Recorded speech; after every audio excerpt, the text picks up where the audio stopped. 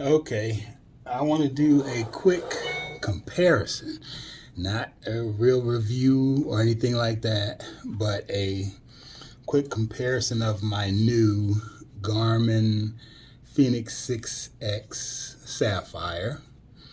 Uh, I'm sure you've seen, they've been out, I think, January of this year, maybe a little later last year. I just picked one up, starting to do more, trying to get in better shape. So I want to do, like I said, a comparison. Now, I have the Rangeman, the G-Shock Rangeman with GPS. Uh, Great watch, big watch. This is a big watch. Uh, I've watched a lot of video on YouTube of people saying that the Garmin 6S X is big and heavy. They must be wimpy. They don't know what big is until you strap this thing on your arm. And I can wear it, but it is big. Here's the Garmin 6X. This thing is light as a feather, if you ask me, compared to this. This is not heavy. A lot of people are saying it's too big for them. It's heavy. Like I said, what do you got? A chicken wing for an arm? This thing is so light, it's ridiculous. I'm going to put these here so you can see the comparison. You see the thickness, the difference in the thickness? Crazy. Again, I like this watch, but what leaves a lot to be desired for me is the GPS. For one, it takes forever to connect. I'm talking sometimes over 3 minutes, 4 minutes maybe, and that's when I'm outside. Inside, it can take even longer because you have metal and steel and concrete and all that. So I take it outside and it still takes forever to connect. Secondly, when you do connect, it's just a plain like gray screen. It's not color. And you have to set your destinations and your routes on your phone and then transfer it over to here. You can just pull it up outside and just take off, but it won't show you no points of interest or none of that stuff like this will. Now this has the what is it, the topo maps or whatever.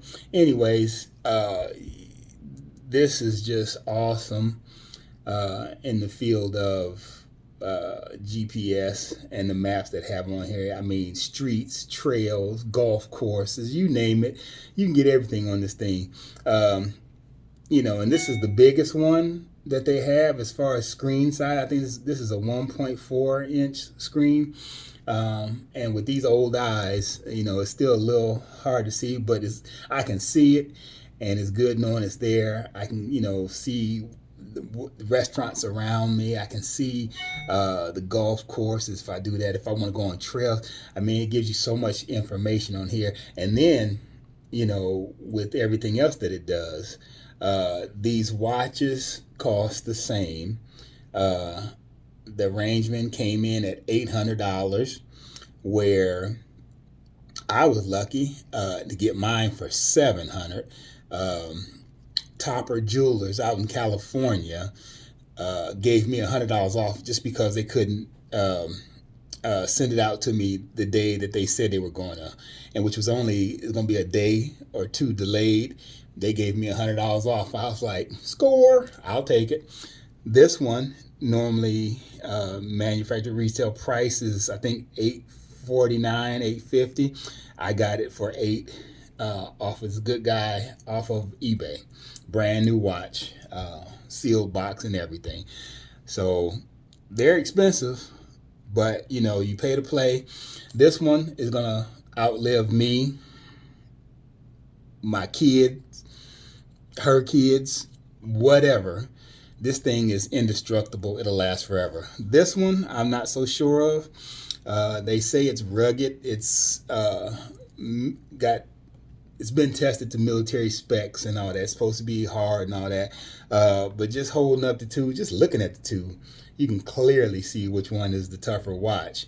But I'm thinking about selling this one. And just for that reason, with the GPS, everything else about the watch is great. It's excellent. Like I said, this is, you can do anything, but this watch is not built like this one. This one is for a survivalist type situation. If you get lost somewhere, if you go way out hiking somewhere, I don't do all that shit. I do my walks. I go through trails. I run. Climb. I rarely bang it up, but you can bang this thing. I've thrown this thing purposely against walls, concrete, just to see if anything would happen. Nothing, not a scratch. I would never do it with this one because I don't think this one could hold up. But then again, this one is not built like this one. So that's about it. I just wanted to give you a quick showing what the difference is. Like I said, this one's going to be great for keeping heart rates, steps, how much I'm trying to work out and get back into shape. This one's great. This one is not that kind of watch. This one is. That's why I bought it. So that's pretty much it. But like I said, I'll come back after a month and see and let you know what I think about it. This one is a steep learning curve. This thing has so many fields and options. It's going to take you a while to really get to know and utilize all the stuff that it can do besides just being a step counter and having your heart rate on here. I mean, when you really want to start talking about, jogging and maybe racing, I'm not going to do that, but I will jog and, do your splits and try to work on your timing and get it better. This thing is going to take a while to learn. I'll tell you that right now. I was diving into this last night when I got it, and it just is mind-boggling, the options that you can do with this watch and, what you can look at and how you can set it up and everything. So, yeah, that's pretty cool. But I like that kind of stuff, though. Gives me something to do, keeps me out of trouble. All right, so that's about it. The Garmin SX Sapphire, my new addition to my watch collection. Thanks, guys, for watching. Peace out.